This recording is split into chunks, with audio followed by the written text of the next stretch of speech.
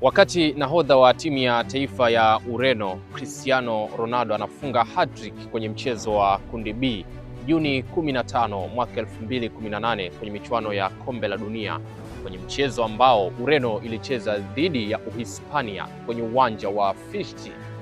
Cristiano Ronaldo alifunga hat-trick na wakati huo alikuwa na umri wa miaka 33.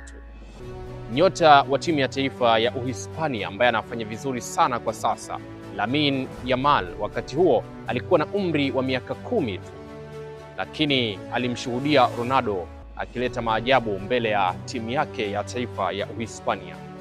Kitu kikubwa na ambacho cha tofauti tunaweza kukishuhudia ni Juni 8 mwaka 2025 kwenye michuano ya UEFA Nations League ambapo Uhispania imefuzu hatua ya fainali na wanakwenda kukutana na Ureno.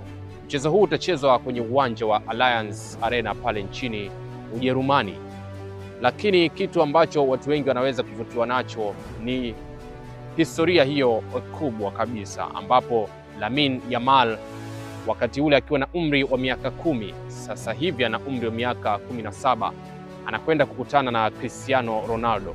Na Cristiano Ronaldo kwa sasa ana umri wa miaka 40, na hii ni kwa mara ya kwanza Lamine Yamal anakwenda kucheza mechi moja na Cristiano Ronaldo akiwa timu pinzani.